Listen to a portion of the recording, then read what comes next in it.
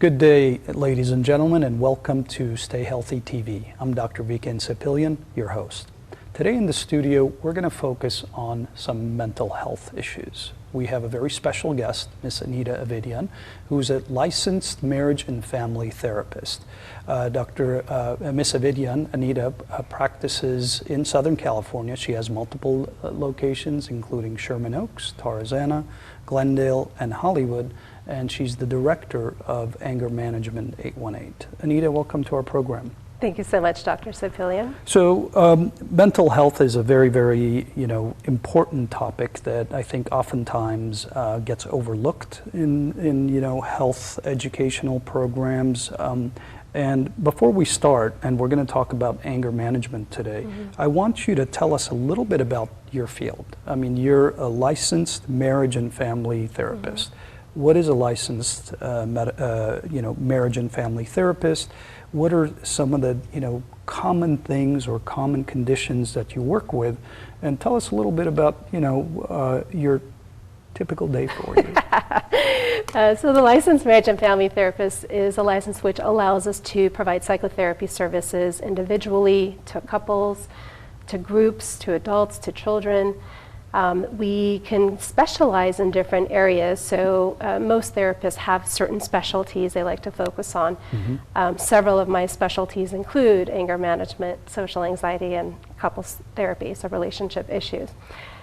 With your other question around this was, what are my typical day? What my typical day would look like? I know one of your specialties is actually anger management. So, typically, what are the type of conditions or issues that you work with, that you specifically specialize in? So, with anger management, you're asking, or just in general? Yeah. In general.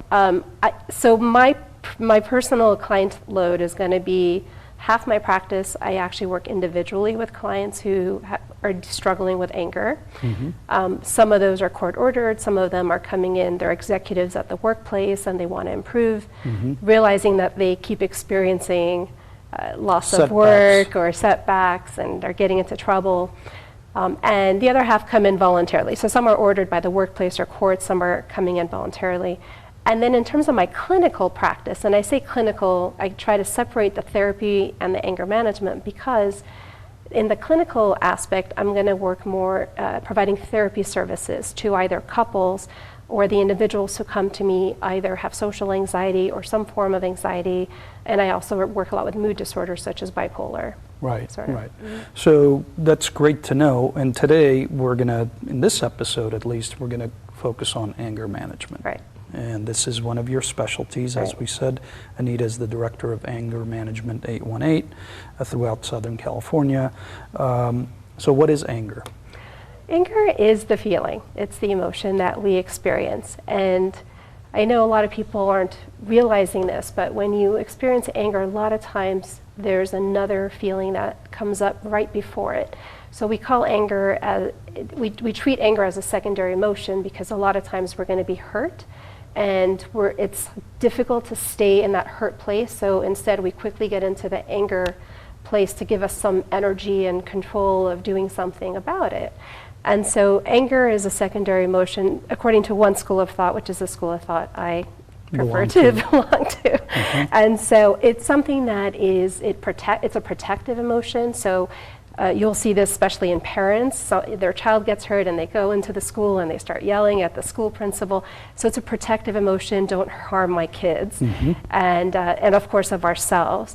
But it's a signal to us. When we start getting upset, how wonderful is it that there's something that signals to us that, you know what, something's wrong with this situation. Trust my instinct, trust whatever comes up for you. And using that signal, we get to channel through and properly deal with situations that arise one-on-one or in a group setting at the workplace. You get to communicate what's really bothering you. Right. Yeah. That's that's an important aspect. Now, what's the difference between anger, aggression, and rage? Now, Great these question. are, because like you said, anger is a secondary emotion. What's the difference between aggression and rage? So what's interesting is our program, Anger Management, should really be called Aggression Management. because aggression is the actual behavior. It's the act. So if I'm yelling, if I'm hitting, that's the aggression. But if I'm just feeling the anger, I haven't done anything wrong. I have not violated anybody. I haven't broken any rules or laws. So it's okay to be angry, not to be scared of that. But what do I do with my anger? So some people, if they're not channeling it properly, like we just discussed, you know, that signal, we communicate, that's a proper way of dealing with it. But for those people who have trouble with channeling it properly, sometimes can aggressively take it out on people, either put someone down, road rage we'll see, office rage we'll see, and so that's the aggression.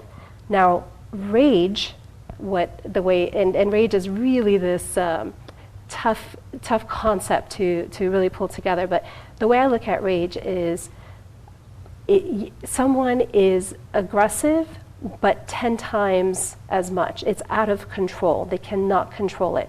I usually like to ask my clients, if the cop was there, if the policeman was there, and you knew you were going to get arrested for what you were doing, would you have stopped? Now, the person who has control over that, and they knew they would have stopped, there's aggression. There's an intention. The person who's raging, there's no control. So those are the people who you see, they're fighting back with the police, or there's still the physical fighting going on. It's too much has passed. So we're going to see people who rage in the prison system mostly because they've really gone out of their way. You know, they've violated.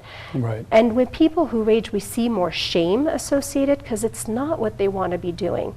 They get triggered and they act out like really badly, and then there's a lot of regret and shame. Not always, eventually. But usually, yeah. Versus someone who's aggressive, you're going to see the aggressive person, they have an intention to harm. They have the intention to, I'll show him, I'll show her, and they have a plan on what they're going to do. So it's not an out of control behavior. They know what they're doing. Makes sense? So, and there is a fine line. Some people say, well, at what point would you call that rage? Right. And there's not enough research on that necessarily, but in all honesty, our program should be called aggression management. And then I'd let people know, I ask, do you know why it's called anger management? Because the anger is okay. Yeah. And I say, well, what are people going to Google search? Anger management or aggression management? That's so true. Well, maybe keep it to anger management. Maybe you should start, you should start to correct the terminology and eventually have the search engines, catch up. That's right. Batterer's intervention. How is that different from anger management? Or perhaps I should use the correct lingo and say aggression management. Oh, there we go. So great question, because a lot of people confuse what domestic violence is, which would involve batterer's intervention, versus why people come to anger management. And the best way of knowing this is if there's domestic violence, think of domestic as a home. What the violence that occurs within the home. Husband to wife, partner to partner, partner to child, that's all considered domestic violence. And there's a different dynamic that occurs there that's not necessarily occurring with someone who has issues around anger. For example, we're going to see people come home and there'll be, there's like the cycle of violence that reoccurs at the home, but that same person, the perpetrator at the home, is not an angry person at the workplace necessarily. They're holding it together there. They're very charming to society and their surroundings. But at home, you see all the anger come out there. Vice versa, if I have people who are coming to our program for anger management, these are not people who have necessarily ever been aggressive at the home place. It's more at road rage or office rage or bar fight or things of that nature, and not necessarily what goes on at home. So your biggest difference with domestic violence and or batterer's intervention, that's the treatment for domestic violence, and the anger management is that one is at the home, one is outside the home. Some people need both. That does happen. But typically, in our anger management program, we don't see as many perpetrators or people who need batterer's intervention. And you also have judges who sometimes will court order someone to take anger management instead of batterer's intervention. I don't know if it's because they're not sure of the difference, but if I had to guess, if someone's ordered to do batterer's intervention, it's an automatic 52-week program. Versus anger management, since there's no legislation, they can have just one session or 10 sessions and not the rest. But that's your main difference. There's a whole different thing. So what are some, with anger, with chronic anger, what are some, potential deleterious health effects? I love that you're asking this question because, and especially for men, I think what helps to know is that, and research has reflected this, after 2 hours of having an explosion, anger episode, let's call it, a person is 8.5 more times likely to have a heart attack and 3 times more likely to have a stroke. And when people get to hear this, and this is really more, you'll see this occurring with chronic anger. What happens is, if you think about it, when we're getting angry, or we start, our blood is boiling, we're getting heated, there's chemicals getting released to the body. But how does the body pick up that energy? It takes the energy from the glucose getting released, so it needs the sugar, it needs the fat, and eventually when it keeps using all that sugar and fat, it starts to clog up the arteries, and there you have your risk increasing with heart attacks and strokes. Right, indeed. In fact, spasm, vasospasm, where the blood vessels may go into a spasm could occur as well, and these are all things that could ultimately contribute to a heart attack or a stroke, which have a similar mechanism at the end of the day. When a person is angry, what are some things that you would recommend to sort of calm themselves down? I mean, what are some tips? Great. I usually love focusing on preventive tips, what they can do. Most of the clients who come through our program, we really focus on prevention, such as communicating, which we'll talk about soon. But clients say, just tell me what to do, Anita. I'm about to blow up. Just tell me what to do. And so here are my go-to suggestions in these situations. First, get out of that situation. If you're in the same room and you can't leave the home, try to leave that room at the very least to another room, because if that person who is upsetting you is still in front of you, you're still activated. The chemicals are still being released in your body, and you need that break away from that person. My preferred element around this is go outside, take a walk, because once you not only are you leaving the situation, you're walking, and we know with walking you're in nature. It's you have the right-left movement, which relaxes us. You have the breathing, which is relaxing us.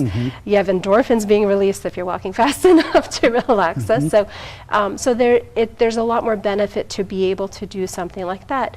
But I get it. Not everyone's in the type of neighborhood that they were going to want to that's easily accessible to do. And so at the very least, to be able to excuse yourself to be in another room. The other suggestion we typically will have is count. I know it's been said so many times, but count 1 to 10. And the reason for this is, if you think about it, we have our right hemisphere, which regulates the emotion. So when you're angry, you're predominantly in your right hemisphere. And when you're counting, you're predominantly in your left hemisphere. So you're almost distracting the left hemisphere to not be as angry. When you stop counting, the anger is going to come back, but temporarily you're kind of calming yourself down as much as you can. The breathing exercises, I know a lot of people will say, take some deep breaths. I'll caution people around how to do the breathing, because we have certain breathing we can do that will activate the sympathetic nervous system, which is not what we're wanting, because anger is going to be in that sympathetic nervous system. What we do want is, how do you relax the body with breathing so that you're activating the parasympathetic nervous system? And that is, you count in, if we had to count in 4 seconds, hold 4 seconds, and then exhale 4 seconds, or inhale 4 seconds, exhale 8 seconds. Sorry, is someone counting for us? No. And so, wow, that's right. Now, see, you're not angry anymore. This is how easily this works. I wasn't angry to begin with. I know, you never. No. But that's an important one to know. We're going to take a short break. We'll be back with Anita Avedian, who's a licensed marriage and family therapist. Stay with us.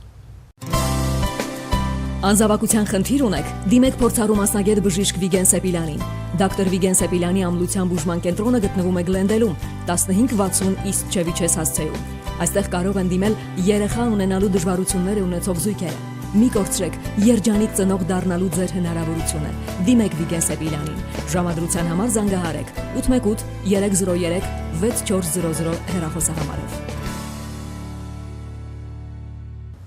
Welcome back, ladies and gentlemen, to Stay Healthy TV. Our guest today is Anita Avedian, who's a licensed marriage and family therapist, and we're talking about anger management.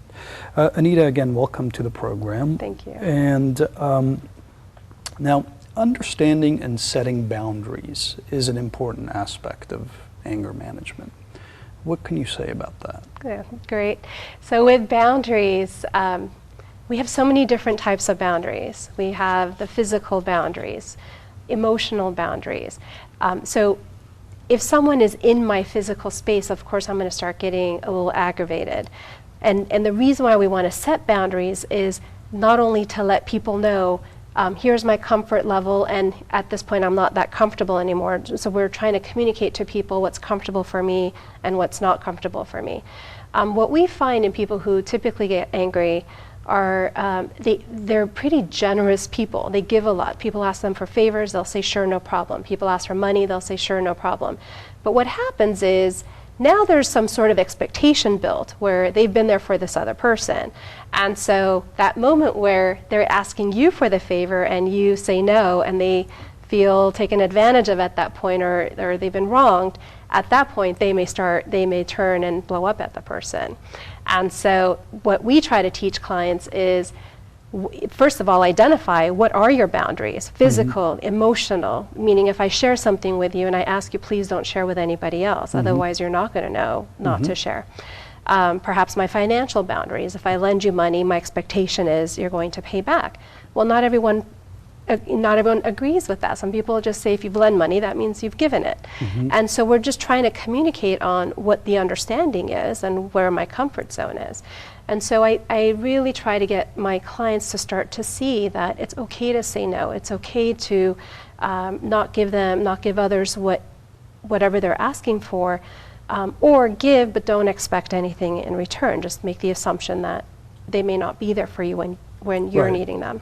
Right, and that's important, I guess, to communicate what your boundaries are, because it removes any type of a preconceived notion or an expectation that if and when not met, then could be a source of anger. And I think what we start seeing culturally speaking is, in different cultures, boundaries mean different things. If you and I grew up in a culture where it was okay for me to take food off your plate without asking you, because that was our closeness growing up as siblings, let's say, then now I'm dating someone who that's a huge no-no, but I'm feeling close and I tried to grab Reach food. over. So now we're going to be in a conflict. So that's where it's important. Culturally, we have very different upbringings, and it's important to let people in and let people know, here's my comfort level and here's not, and please respect this. Of course. Now, drinking and drugs, of course, oftentimes do play a role. How does that impact anger?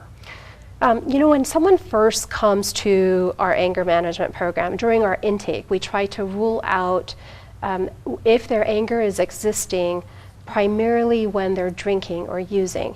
What I notice is if someone is passive and they don't typically express themselves and what's bothering them, that same person, when they're drinking, this is when they start either getting into a rage fit almost, or they get aggressive and start yelling and taking everything out on that person. It's because they haven't been able to share much. So under the influence, their inhibitions are lowered and they're more impulsive, so they're more likely to speak up, and how they're speaking up isn't in the best way possible. So what we start seeing is, okay, drinking or the drug use has become a problem because they're holding things in, and then when they're using, they're letting everything out at that point. If there's a drinking or drug use problem, I tell them, you can learn all the skills here you want, but unless you start treating the alcohol consumption or the drug use, this is not going to be helpful because it's a skill-based program. And so we try to rule that out, and we try to get them into the right programs necessary. If they're court ordered, there's not much we can do outside of making recommendations to the courts that this is what we're also recommending. But if you do see that where, issues of anger or the emotions of anger begin to manifest themselves, whether if it's expressing or aggression or rage, then I suppose in one sense it's at least it gives you some information that you can work with. Absolutely, and a good point that you're bringing up. So If that same person is able to start asserting themselves during times when they're sober and they're not under the influence, that may actually help them during the times when, let's say now they are drunk, because they've kind of let it out in a healthy way, but they're still using. We kind of hope that that helps if a person is deciding to continue to drink, and we'll see that sometimes happening. The other relationship I see with this is with marijuana use. I've noticed that the day after, if someone is a chronic marijuana user and the day that they're not using, sometimes they're like the angriest people I've seen when they're not using. So it's, and I don't mean social using and the next day, that's not what I'm talking about. And so I realize that, you know, sometimes these drugs or alcohol it's what they're relying on to calm themselves down. So when you remove that substance and a person doesn't have the skill set to really identify and know what to do differently to calm themselves down, you know, that you'll start seeing them get into rage fits or become aggressive. More aggressive, yeah.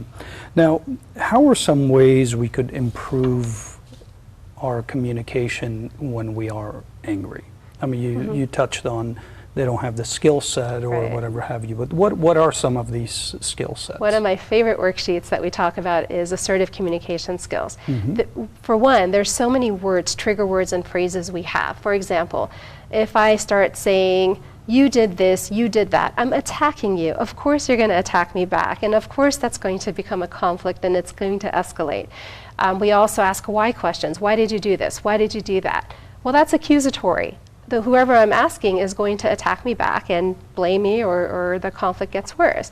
And so what we recommend is, you know, when you do something specific, when you don't put away the glasses after you're done with them, right? It's very specific. It's not an attack on your character, but it's talking about a specific behavior that you're doing and how that impacts me. So, you know, I can get into the I feel bothered or I feel alone in this, in the household chores, right? So I'm expressing how it's affecting me when you don't do a specific piece rather than an attack on the character. So it's so important not to get into attacking of the character.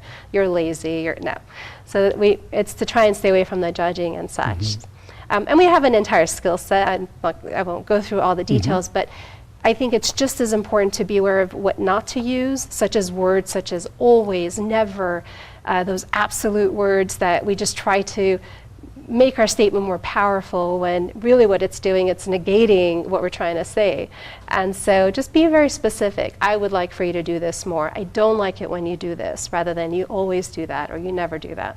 So those are the big tips when it comes to assertive communication. And that's very, very important. Now, let me ask you, if or when somebody is seeking for an anger management provider, what should they know? What questions should they ask? If you can give us some tips on that. Of course. Currently, there is no legislation in any state in the United States. So my focus is trying to get legislation in California. But right now, anybody can teach anger management. So you don't need to go through any course, you don't need a degree. So it's a little bit scary of what's going on out there. So what I would highly recommend for you to ask is, one, are they a clinician, even though they don't have to be a clinician to offer the services. But if they are a clinician, it's an added benefit if they're also certified in anger management. So they have the skill set of what they're teaching you to help improve what you're there to work towards. Some people go to a certified anger management counselor and they're not necessarily a clinician, and they're great. So I kind of look for both if you can, but at least go to someone who is at least certified and hopefully has been doing it for some time, so they have some experience under their belt. Right, of course, experience is always a plus. Yeah. Now, you know, when it comes to programs, I mean, we did touch on batterers intervention, where it's a 52-week program. Right. What's the typical anger management program, and what do you recommend? 26 weeks, 6 months is my recommendation, and I'll say why. It takes 3 months for people to normally have that behavioral change. So all of a sudden they're incorporating all the skills we've been teaching, and now it's become more natural. And we say 6 months because that's the amount of time it takes normally after trying to practice all those skills. that you're actually going to maintain it. Otherwise, if someone comes through a 3-month program, there's a great chance a year later they're court ordered again or they're coming back again. And so we see that 6 month as a magic number, 1 hour once a week, not to rush through it because you need time to practice those skills, is such a great number in terms of the term to incorporate the skill set and to learn. We also notice in that 2nd or 3rd month, a lot of times clients will come to us and will say, you know what, Anita, I was about to do ... but I didn't, I stopped myself. And really part of this program is to have that cognitive behavioral approach to get people to have their prefrontal cortex to connect to the amygdala more quickly to stop themselves from otherwise acting out as to why they even got to the program. But that's great tips. 6-month program. It takes about 3 months for us to even begin to change our habits, and another 3 months to maintain. Unfortunately, we're out of time. We have to close the program, but I also wanted to mention that Anita is a published author, has a book on anger management. If we can just show that. Fundamentals. So this one's the teens book I co-authored with Ingrid Caswell. This is the adult version, and then we also have it translated in Armenian, and it's called Anger Management Essentials. It's also been translated and published in Spanish, and the Hebrew version will be out in a few weeks from now. Great. Thank you very much, Anita, and we'll have you back on our program very soon. Thank you. You very much, ladies and gentlemen. We'll see you on the next episode. Until then, stay healthy. Անզավակության խնդիր ունեք, դիմեք փորձառու մասնագետ բժիշկ Վիգեն Սեպիլյանին։ Դոկտոր Վիգեն Սեպիլյանի ամլության բուժման կենտրոնը գտնվում է Գլենդելում, 1560 East Chevy-Chase հասցեում։ Այստեղ կարող են դիմել երեխա ունենալու դժվարություններ ունեցող զույգերը։ Մի կորցրեք երջանիկ ծնող դառնալու ձեր հնարավորությունը։ Դիմեք Վիգեն Սեպիլյանին։ Ժամադրության համար զանգահարեք 818 303 6400 հեռախոսահամարով։